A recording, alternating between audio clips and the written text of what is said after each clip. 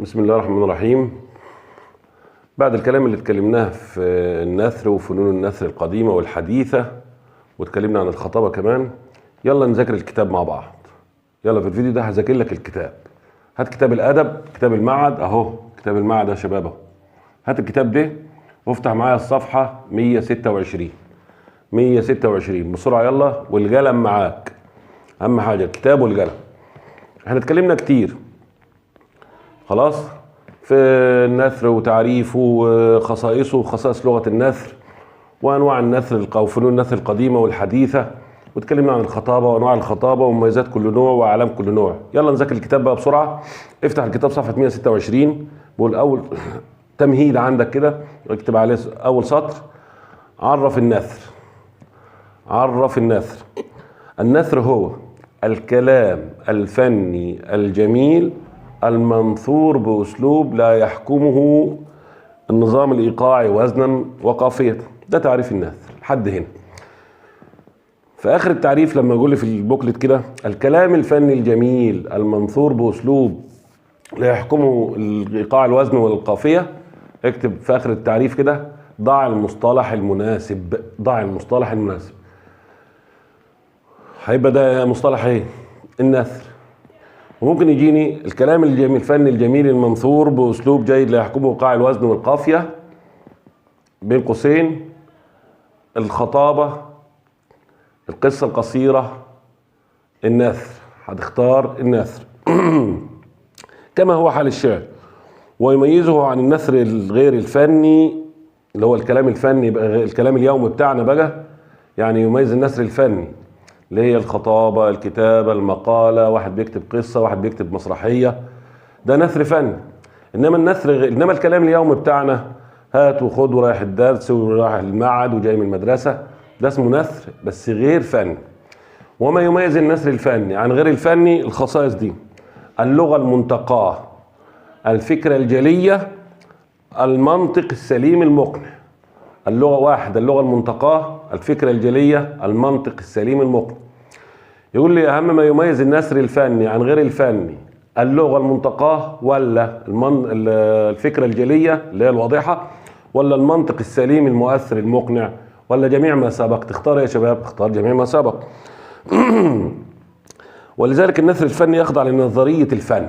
النثر الفني اللي هي الخطبة أو الكتابة، الرسالة أو المقالة أو القصة، تخضع لنظرية الفن. في آخر العبارة دي اكتب علل. ليه النثر الفني يخضع لنظرية الفن؟ في السطر اللي بعده على طول الإجابة بيقول: لأنه يحرك المشاعر بلغته التصويرية ويجسد المعاني أمام المتلقي، فكأنه يعاصر ويشاهد ما يقرأ واقعا مرئيا. يبقى النثر الفني يخضع لنظرية الفن لأنه يحرك المشاعر باللغة التصويرية اللي بيستخدمها الكاتب أو بيستخدمها المتكلم. وتتسم لغة النثر الفني بنقط ونقط ونقط. تتسم لغة النثر الفني، خد تحت: حسن الصياغة، جودة السبك، دقة النظم. يبقى دي مميزات أو خصائص لغة النثر، مش النثر نفسه. احنا قلنا خصائص النثر الأول: اللغة المنتقاة، الفكرة الجلية، المنطق المؤثر المقنع. إنما دي خصائص لغة النثر أو مميزات لغة النثر. تتسم لغة النثر بنقط ونقط ونقط: بحسن الصياغة، جودة السبك، دقة النظم. بهذه السمات يختلف النثر الفني عن غيره مما نسمعه من كلام الناس أثناء المعاملة في حياتهم اليومية. ومن فنون النثر في الأدب الحديث فنون قديمة وفنون حديثة. زي ما قلنا في فنون قديمة قدم الأدب كنا بندرسها وبنذاكرها أيام في العصر الجاهلي، وخدناها في العصر الإسلامي والأموي والعباسي، زي الخطابة والكتابة. وفي فنون حديثة استحدثت نتيجة الصحافة والبعثات والترجمة والطباعة وعوامل النهضة اللي انت درستها: المقالة، القصة، المسرحية. دي فنون حديثة. بيقول لي من فنون النثر في الأدب فنون قديمة، وهي نقط ونقط أو الخطابة والكتابة. من فنون النثر القديمة الخطابة والكتابة. صح ولا غلط؟ صح.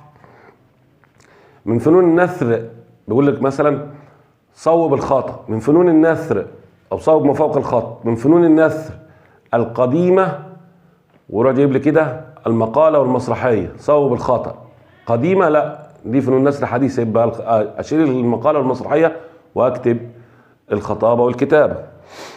وفنون مستحدثه في هذا العصر وهي نجط ونجط ونجط، المقاله، القصه، المسرحيه، النثريه. من الفنون المستحدثه في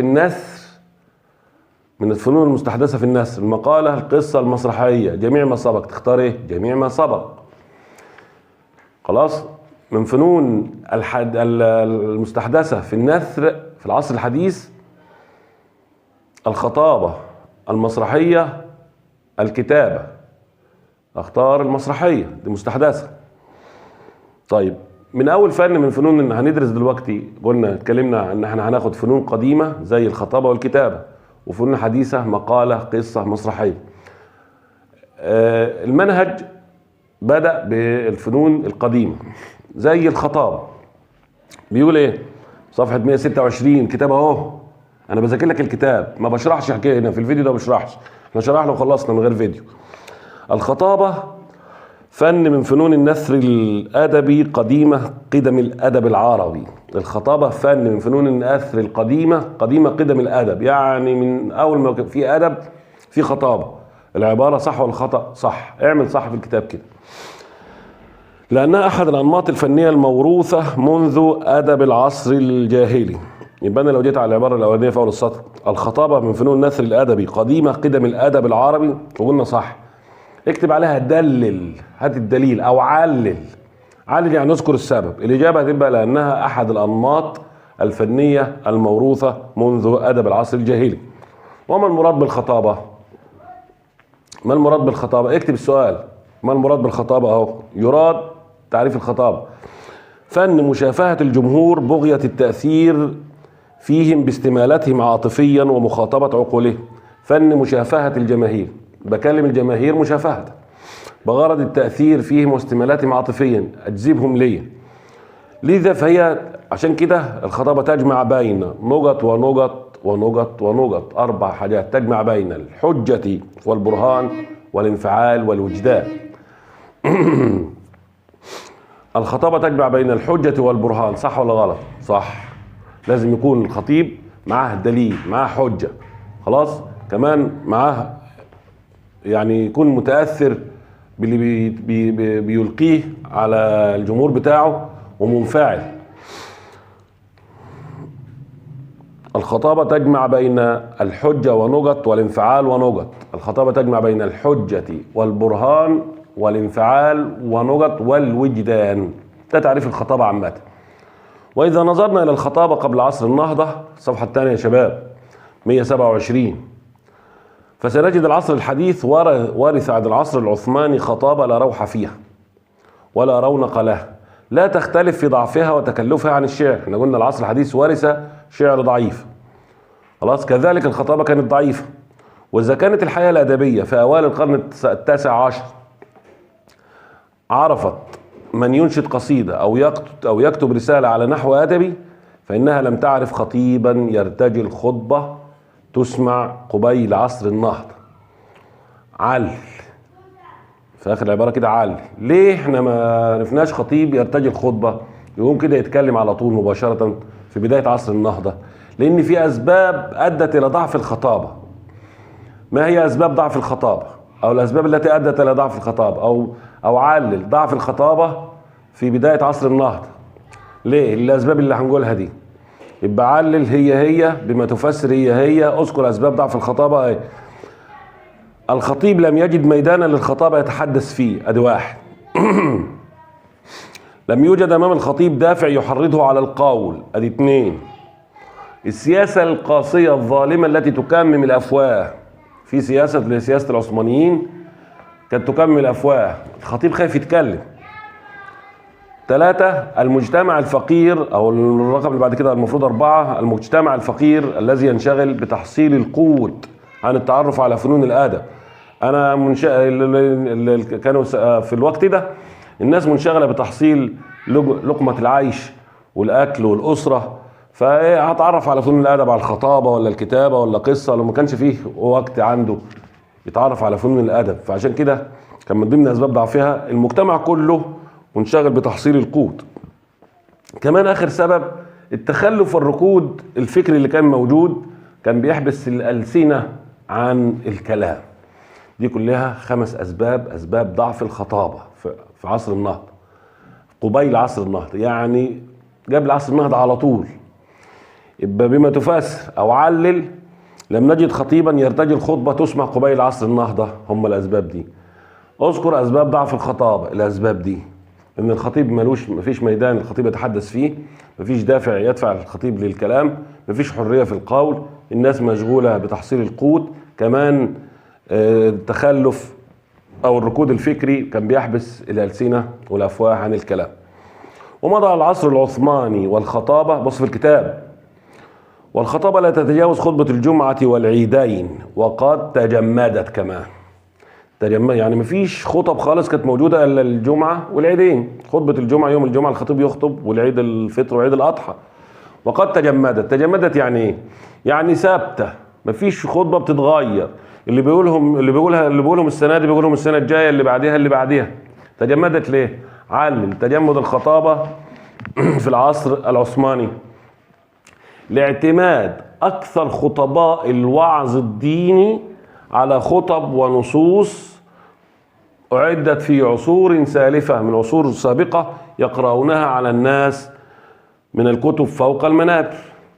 يعني كانت الخطب دي هتلاقي الخطابة كانت تجمدت، ما كانش فيها تجديد، وما كانتش خطب مرتجلة، لأن الخطيب كان بيعتمد على، أو خطباء الوعظ الديني كانوا بيعتمدوا على خطب بيكتبوها في وريقات ويطلع المنبر يلقيها على الناس وخلاص. ودي خطبة الجمعة، خطبة العيد الفطر، خطبة عيد الأضحى، جمعة الإسراء والمعراج، جمعة المولد النبوي، خطب ما بتتغيرش. عشان كده تجمدت. يبقى علل تجمد الخطابة في العصر العثماني لاعتماد رجال الوعظ الديني أو خطباء الوعظ الديني على خطب أعدت في عصور سابقة، في عصور سالفة الذكر قبل كده، يقرؤونها على الناس من وريقات أو من كتب فوق المنابر. ولكن لما جه العصر الحديث وبدأت الصحافة والطباعة وانتشار التعليم والبعثات والترجمة تؤتي ثمارها، أصبحت الخطابة تقدم، وأصبح الخطابة رونق جديد وشكل جديد. ولذلك من العوامل التي ساعدت على ازدهار الخطابة أو تقدم الخطابة أو نهضة الخطابة في العصر الحديث عوامل، منها: 1.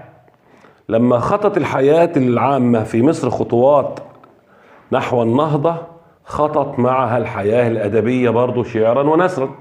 بدأت الحياة في العصر الحديث تتقدم وتنمو وتزدهر. من ضمن التقدم والازدهار دي برضو الحياة الأدبية، الشعر والنثر، ومنه الخطابة بدأ يتقدم. فتوفر الخطابة عدة عوامل ساعدت على ازدهارها وتنوعها بين السياسية، خطابة سياسية، خطابة دينية، خطابة اجتماعية، خطابة قضائية. السبب الثاني: ألهبت الثورة العربية مشاعر الأدباء والجماهير.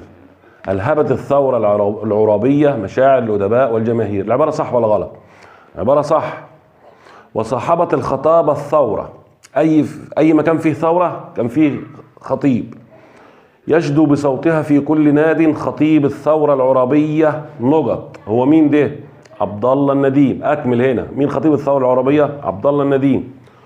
واشتهر النديم بنقط أكثر من شهرته بنقط. اشتهر النديم بخطابته أكثر من شهرته بمقالاته. طب شوف السؤال بشكل تاني: اشتهر النديم بخطابته أكثر من شهرته بمقالاته. العبارة صح ولا خطأ؟ صح. اشتهر النديم عبد الله النديم بمقالاته أكثر من شهرته بخطابته.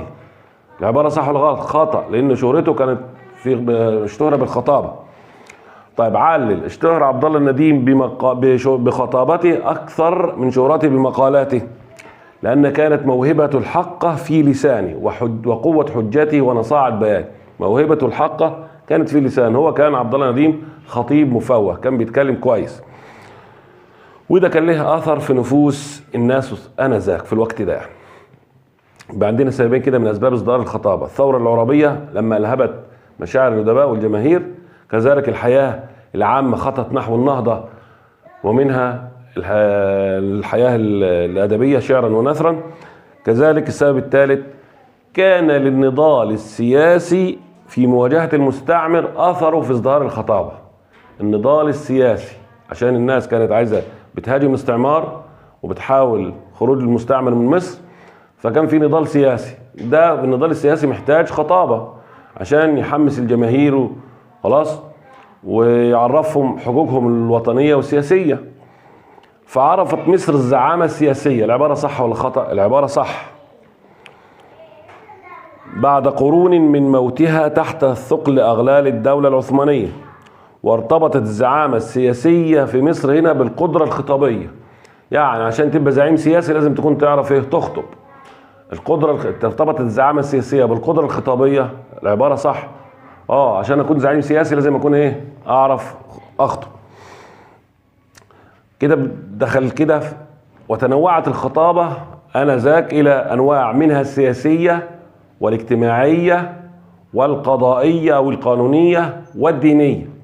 فكانت الخطابة السياسية، وشهدت مصر خطباء بارزين في الخطابة السياسية. أعلام الخطابة السياسية، ركز معي عشان ما تخلطش بين أعلام الخطابة الدينية والقانونية: عبد الله النديم، عبد الرحمن الكواكبي، سعد زغلول، مكرم عبيد. من أعلام الخطابة السياسية نقط ونقط ونقط ونقط 4: سعد زغلول، عبد الرحمن الكواكبي، عبد الله النديم، مكرم عبيد. من أعلام الخطابة السياسية الباقوري، أحمد لطفي السيد، مكرم عبيد. تختار مين؟ مكرم عبيد. إلى ما كانت تميل الخطابة في ذلك الوقت؟ الخطابة السياسية إلى ما كانت تميل؟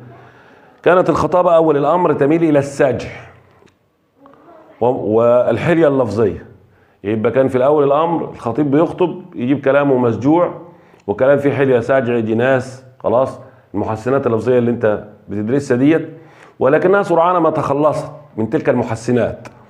يبقى كانت تميل إلى السجع والمحسنات اللفظية.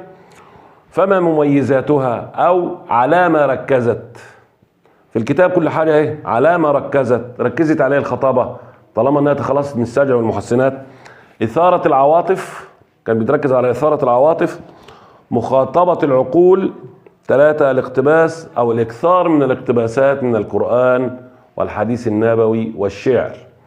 يبقى على ما ركزت، تخلصت من المحسنات أو من السجع والمحسنات اللفظية وركزت عليه. على ما ركزت من اللي هو من ضمن مميزات الخطابة السياسية: إثارة العقول، مخاطبة العقول، إثارة العواطف، الإكثار من الاقتباس من القرآن والحديث النبوي والشعر.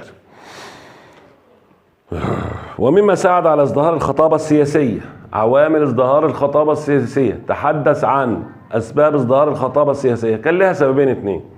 ازدهرت الخطابة السياسية نتيجة ايه؟ ظهور الأحزاب السياسية ثانيا، أو ظهور الأحزاب، وثانيا نشأة البرلمان.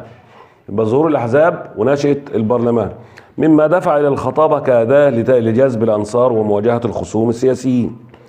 كده الخطابة السياسية انتهت، وأعلامها وخصائصها، كمان أسباب ازدهارها. ننتقل إلى النوع الثاني من أنواع الخطابة، وهو الخطابة الاجتماعية. كما نشطت الخطابة في ميادين السياسة، نشطت الخطابة في مجالات الحياة الاجتماعية. يبقى السطرين اللي فاضلين في صفحة 127 هتبدأ بتكتب فيهم عنوان الخطابة الاجتماعية. وتنوعت موضوعات الخطابة الاجتماعية بين أغراض تقليدية، كان في أغراض تقليدية أو موضوعات تقليدية وموضوعات جديدة. يبقى الخطابة الاجتماعية إما أنها كانت الخطيب بيخطب في موضوعات قديمة تقليدية متعودين عليها، زي التأبين، التوديع، الاستقبال، التكريم. دي موضوعات الخطابة الاجتماعية القديمة أو التقليدية. حفلات التأبين، حفلات التكريم، التوديع، بنودع حد، بنستقبل حد. دي كلها موضوعات بيقول لك من الأغراض التقليدية من التأبين والاستقبال والتكريم والتوديع والاحتفالات الاجتماعية من زواج وميلاد وغيرها. ومن موضوعات جديدة فرضتها المستجدات الاجتماعية والفكرية الجديدة وما واكبها من نمو الوعي الاجتماعي وتطور المجتمعات. عايزين في الآخر ده كله عايزين ايه؟ الموضوعات الجديدة بقى. فتناولت الخطابة قضايا التقليد والتجديد والمرأة وخروجها إلى العمل. يبقى من القضايا أو من الموضوعات الجديدة في الخطابة الاجتماعية نقط ونقط. نجي أسأل المرأة وخروجها إلى العمل.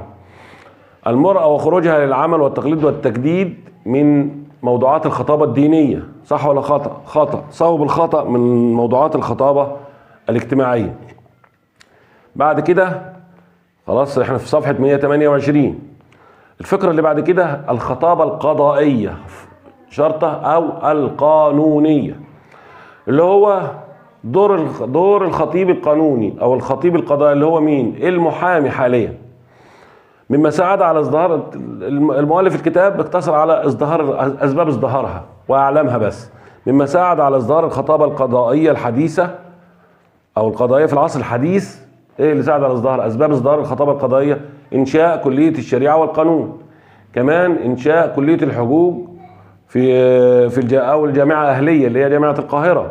يبقى سببين اتنين لازدهار الخطابة القضائية، زي السببين بتوع ازدهار الخطابة السياسية. هناك ظهور الاحزاب ونشأة البرلمان. هنا معانا انشاء كلية الشريعة والقانون، انشاء كلية الحقوق. يبقى أول سبب إنشاء كلية الشريعة والقانون ومدرسة الحقوق. السبب الثاني مدرسة الحقوق التي أصبحت إحدى كليات أول جامعة أهلية اللي هي جامعة القاهرة، ثم تعددت فروعها بتعدد الجامعات، ولذلك قدمت نخبة من الخطباء المفوهين اللي بتخرجوا كلية الشريعة والقانون وكليات الحقوق، مفوهين يتمتعون بثقافة قانونية ودقة في توظيف اللغة وامتلاك لناصية البيان وقدرة على التصوير المؤثر في نفوس السامعين.